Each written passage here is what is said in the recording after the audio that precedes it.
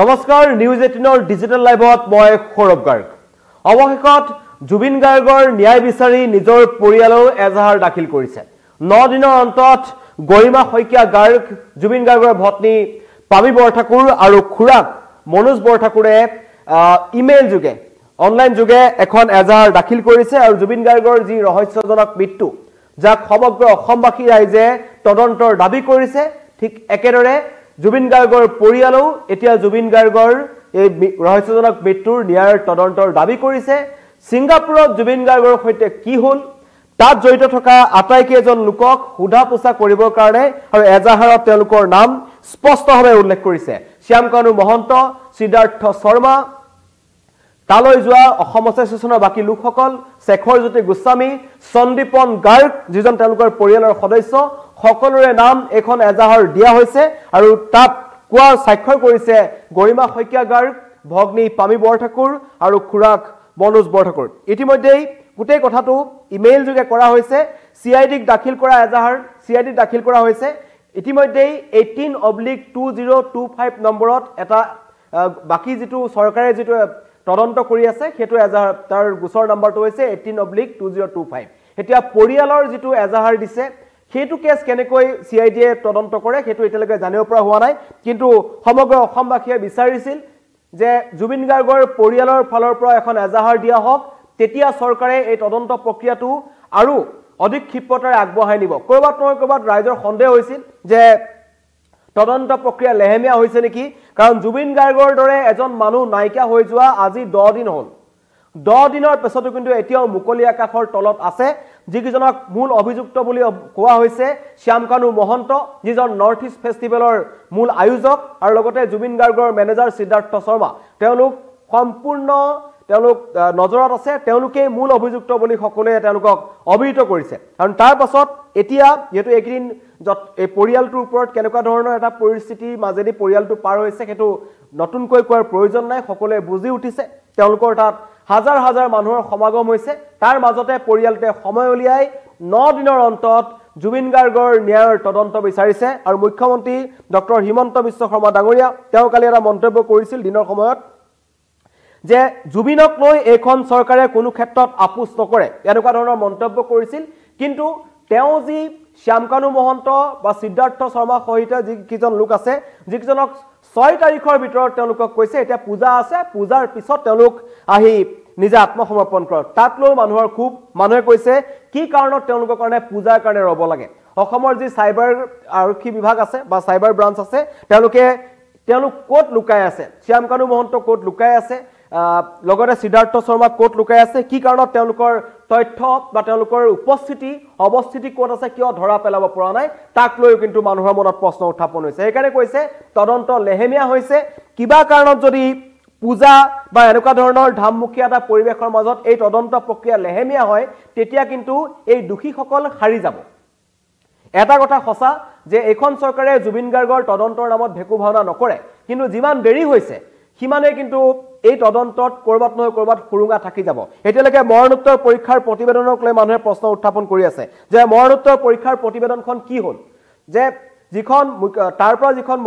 জুবিন গাৰ্গৰ নষ্টৰতে যিদিনাখন ইয়ালৈ লৈ অনা হ'ল তেতিয়া আমি দেখিছিলোঁ তাত সিংগাপুৰৰ পৰা তাত চিকিৎসকে এটা কথা উল্লেখ কৰিছিল যে জুবিন গাৰ্গৰ মৃত্যুৰ কাৰণটো সিজাৰ এটেক নহয় বুলি কৈছিল এইটো পানীত ডুবি জুবিন গাৰ্গৰ মৃত্যু হৈছে বুলি সিংগাপুৰৰ চিকিৎসকে এখন সাৰ্টিফিকেট দিছিল প্ৰথম অৱস্থাত কোৱা হ'ল যে সেইখন হৈছে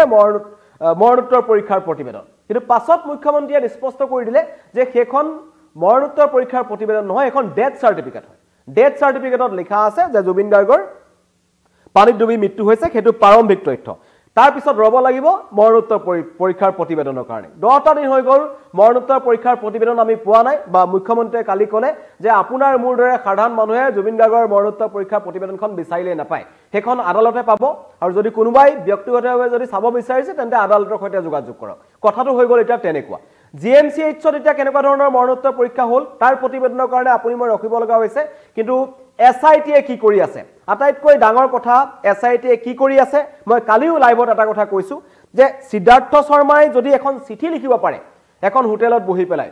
শ্যামকানু মহন্ত যিজনৰ ইতিমধ্যে পেন কাৰ্ড আৰু ক্ৰেডিট কাৰ্ড ফ্ৰিজ কৰা হৈছে মুখ্যমন্ত্ৰীয়ে কৈছে বেছিদিন তেওঁলোকে বিদেশত বহি থাকিব নোৱাৰে তেওঁলোকৰ হাতত টকা নাইকিয়া হ'ব তেওঁলোক ঘূৰি আহিবলৈ বাধ্য হ'ব কিন্তু হিমান দিনলৈ কিয় অপেক্ষা কৰিব লগা হৈছে তেওঁলোকক আত্মসমৰ্পণ কৰিবলৈ কিয় দিয়া হৈছে তেওঁলোকক ধৰি আনিব লাগে কাৰণ তেওঁলোক অভিযুক্ত সমগ্ৰ অসমবাসী ৰাইজে কৈ আছে যে তেওঁলোকক কঠোৰৰ পৰা কঠোৰ তদন্ত হ'ব লাগে কিন্তু আজি এটা কালিৰ দিনটোত গৰিমা বড়ো বা তেওঁলোকৰ পৰিয়ালৰ পামি বৰঠাকুৰ লগতে মনোজ বৰঠাকুৰ যিজন শিৱসাগৰত ঘৰ তেওঁলোকৰ খুৰাক হয় জুবিন গাৰ্গৰ তেওঁলোকে এখন এজাহাৰ দাখিল কৰিছে তাত স্পষ্টভাৱে উল্লেখ কৰিছে যে জুবিন গাৰ্গৰ ছিংগাপুৰত যিটো ৰহস্যজনক স্থিতিত তেখেতৰ মৃত্যু হৈছে বা মৃত্যু হৈছে বুলি আমাক জনাব বিচাৰিছে হেতু মৃত্যু নে হত্যা হেয়া এতিয়ালৈকে স্পষ্ট হোৱা নাই হেতু পৰিকল্পিত হত্যাকাণ্ড হ'ব পাৰে তেখেতক তালৈ লৈ যাব পাৰে অসুস্থ দেহাৰে যেতিয়া মানুহজনক তালৈ নিছে তেনেকুৱা ধৰণৰ ঘটনা তাত থাকিব পাৰে এতিয়া তদন্ত হ'ব কালিৰ দিনটো শেখৰজ্যোতি গোস্বামীক দিনজোৰা জেৰা চলোৱা হ'ল CID অফিচত লগতে নিশ্চিতা গোস্বামী আৰু অমিত প্ৰভা মহন্ত কিন্তু এই অমিত প্ৰভা মহন্ত জুবিন গাৰ্গৰ লগত আছিল কিন্তু নিশ্চিতা গোস্বামী সেই সময়ত তেওঁলোকৰ লগত নাছিল কিন্তু অতি পৰিতাপৰ কথা জুবিন গাৰ্গৰ লগত সাঁতুৰি থকা সন্দীপন গাৰ্গ যিজন জুবিন গাৰ্গৰ ভাতৃ মই বাৰে বাৰে কৈ আছো তেওঁ বকু সমজিলাৰ DSP তেওঁ খুদা পোছা কৰিলে সমগ্ৰ ঘটনাটো ওলাব সমগ্ৰ ঘটনাটো সন্দীপন গাৰ্গে স্পষ্টকৈ ক'ব পাৰিব কাৰণ তেওঁ হৈছে অসম আৰক্ষী এজন উচ্চপদস্থ বিষয়া লগতে জুবিন গাৰ্গৰ নিজৰ ভায়েক আমি যদি কাৰোবাক বিশ্বাস কৰিব নোৱাৰো জুবিন গাৰ্গৰ ভায়েক হিচাপে নিজৰ তেজমঙৰ সম্পৰ্ক থকা এজন যুৱক হিচাপে সেইজন যুৱকে কিন্তু জুবিন গাৰ্গৰ লগত ছিংগাপুৰত শেষ সময়লৈকে আছিল জুবিন গাৰ্গৰ নশ্বৰ দেহটো সন্দীপন গাৰ্গে লৈ আনিছে কিন্তু অতি ৰহস্যজনকভাৱে SIT এতিয়ালৈকে সন্দীপন গাৰ্গক খুদা পোছা কৰা নাই আৰু এখন এজাহাৰ তেখেতৰ নামটো কিন্তু তেখেতলোকৰ পৰিয়াললোকে উল্লেখ কৰিছে যে এইজন সন্দীপন গাৰ্গ আছিল সিদ্ধাৰ্থ শৰ্মা আছিল শেখৰজ্যোতি গোস্বামী আছিল জুবিনে ন্যায় পাবনে নাপায় জাস্টিস ফৰ জুবিন সকলোৱে বিচাৰিছে সকলোৱে কৈছে কালি মুখ্যমন্ত্ৰীয়ে নিজেই কৈছে যে এতিয়া একাংশ মানুহে এই ঘটনাটোক বিপৰীত দিশে নিবলৈ চেষ্টা কৰিছে হেতু মুখ্যমন্ত্ৰীৰ অভিযোগ কিন্তু মানুহে এটা অভিযোগ কৰিছে যে চৰকাৰে এই সমগ্ৰ ঘটনাটো কৰবাত নহয় কৰবাত এটা লেহেমীয়া পদ্ধতিত লৈ গৈছে লেহেমীয়া গতিৰে কাম আগবঢ়াইছে যিমান কৰিব লাগিছিল সিমান কৰিব পৰা নাই সিমানটো পৰ্যায়লৈ তদন্ত কৰিব পৰা নাই কাৰণ SIT টিম এটা গঠন কৰিছে অসমৰ CID বা SIT টিমে কি পৰ্যায়ত তদন্ত কৰিব ছিংগাপুৰত কি হ'ল তেওঁলোকে বিচাৰি উলিয়াব পাৰিব নে নোৱাৰে যদি নোৱাৰে মুখ্যমন্ত্ৰীয়ে কৈছে তেন্তে CBI হস্তান্তৰ কৰা হ'ব এই পদ্ধতিটো যিমানে লেহেমীয়া হৈ থাকে কাৰণ আমি দেখিছো অভিনীলৰ যেতিয়া ক'ব নালাগে আচলতে এইখিনি কথা কিন্তু তথাপিও ক'বলৈ মই বাধ্য হৈছো ইয়াত ন্যায় কোনোৱে পোৱা নাই অভিনীলে ন্যায় পোৱা নাই যিদৰে সেইকেইটা নিষ্পাপ অসমীয়া ল'ৰাক মৰিয়াই মানুহে হত্যা কৰিলে পাছত আমি দেখিলো হত্যাকাৰীবোৰ বাছত উঠি হাঁহি উইনিং সিগনেচাৰ দি পেলাই গুচি গ'ল এয়া হৈছে আমাৰ ন্যায় প্ৰক্ৰিয়া তেনে পৰ্যায়ত কৰমাত উলমি ৰব নেকি জুবিন গাৰ্গৰ ন্যায় দিয়া প্ৰচেষ্টাটো সেইকাৰণে সকলোৱে জাস্টিস ফৰ জুবিন লিখি আছে সকলোৰে মনত কিন্তু সন্দেহ আছে জুনমণি ৰাভাই আজিলৈকে ন্যায় নাপালে কিন্তু তেওঁলোক কলিয়াবৰতে এই ঘটনা সংঘটিত হ'ল বা অভিনীলৰ কাৰ্বি পাহাৰতে এই ঘটনা সংঘটিত হ'ল কিন্তু জুবিন দা ঢুকাইছে ছিংগাপুৰত এটা ছিংগাপুৰত গৈ তদন্ত কেনেকৈ কৰিব যি অসমৰ তদন্তই যদি ভালকৈ কৰিব নোৱাৰে বা ইয়াত এতিয়াও জুনমণি ৰাভাৰ মাতৃয়ে কান্দি আছে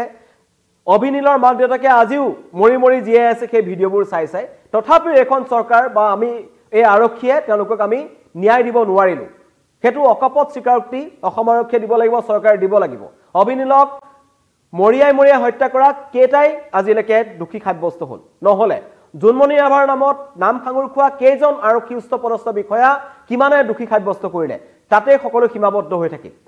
উলুটাই জুনমণি ৰাভাৰ মাতৃয়ে ভাবুকি পাবলৈহে ধৰিলে এতিয়া জুবিন গাৰ্গৰ ক্ষেত্ৰত যাতে তেনেকুৱা নহয় সেইকাৰণে সকলো একলগ হ'ব লাগিব জুবিন গাৰ্গৰ খুৰাক মনোজ বৰঠাকুৰৰ মন্তব্য আহিছে যিজনে স্বাক্ষৰ কৰিছে এজাহাৰত তেখেতৰ মন্তব্য শুনাব বিচাৰিছো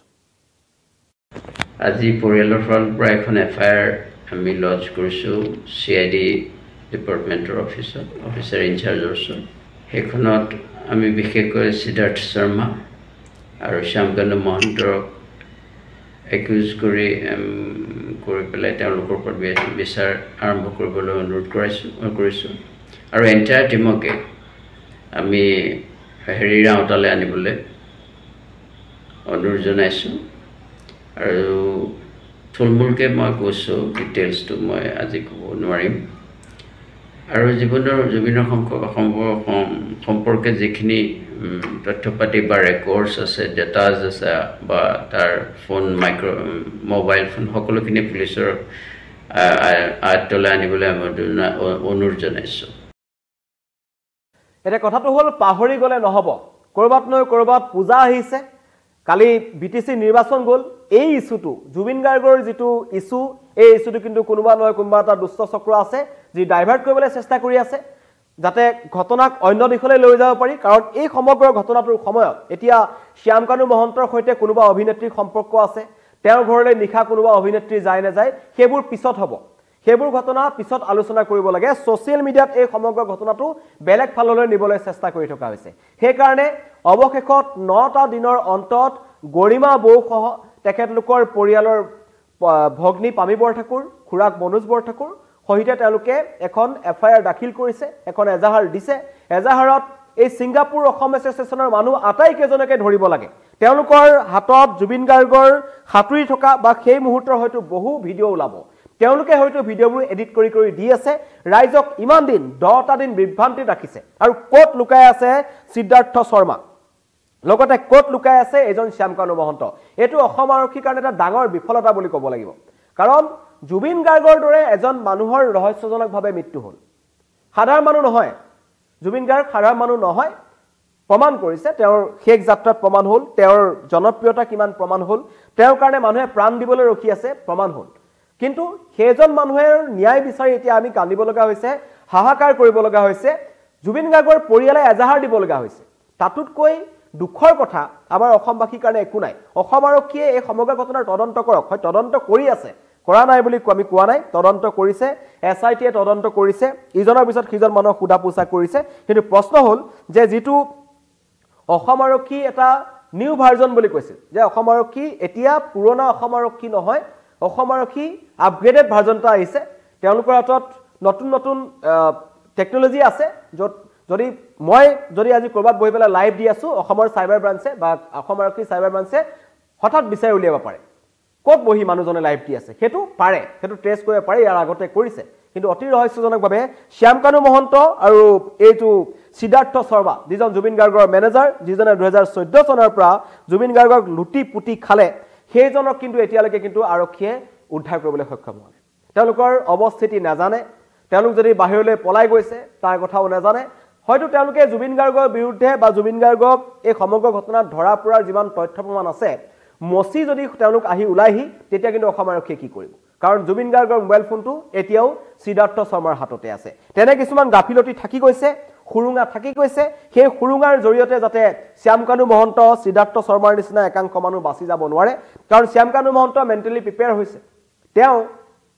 দিল্লীৰ এজন অধিবক্তাৰ সৈতে কথা পাতিছে তেওঁ আইনী যুঁজৰ কাৰণে সাজু হৈছে তেনে পৰিস্থিতিত আইনী মেৰপেছত সোমাই যাতে জুবিন গাৰ্গৰ ন্যায়ৰ প্ৰক্ৰিয়াটো কৰবাত থমকি নৰয় তাৰ কাৰণে সমগ্ৰ অসমবাসীয়ে জাষ্টিস ফৰ জুবিন লিখিছে সমগ্ৰ অসমবাসীয়ে বিচাৰিছে আৰু কালিৰ দিনটোত এজাহাৰো দিয়া হৈছে এজাহাৰ অন্তত মুখ্যমন্ত্ৰীয়ে প্ৰতিক্ৰিয়া প্ৰকাশ কৰিছে যে জুবিন গাৰ্গৰ পৰিয়ালে যেহেতু এজাহাৰ দিছে এতিয়া তদন্ত প্ৰক্ৰিয়া অধিক ক্ষিপ্ৰগতিত হ'ব অধিক ক্ষিপ্ৰগতিত ৰাইজে বিচাৰিছে আৰু মুখ্যমন্ত্ৰী ডাঙৰীয়া আপুনি যেটো কথা কালি ক'লে যে এইখন চৰকাৰে জুবিনক ন্যায় নিদিম বুলি ভবাটো ভুল হয় আপুনি ব্যক্তিগতভাৱে জুবিন গাৰ্গৰ এজন অনুৰাগী আপুনিও এই সমগ্ৰ ঘটনাটো তদন্ত কৰক আৰু পৰাপক্ষত এছআইটিৰ পৰা সিআইডিৰ পৰা এই ঘটনাটো সিবিআইলৈ হস্তান্তৰ কৰিব লাগে কাৰণ 10টা দিন হৈ গ'ল কোনো এজন অভিযুক্তক এতিয়ালৈকে আটক কৰিবলৈ সক্ষম নহল কেৱল খুদা পোছা কৰি আছে খুদা পোছাত কি হৈছে হেও তদন্তৰ আউটালৈ আহিব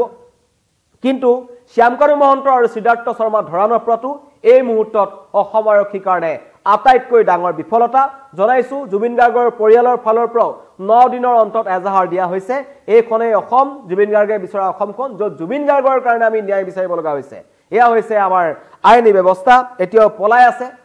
শ্যামকানু মহন্ত সিদ্ধাৰ্থ শৰ্মা ধন্যবাদ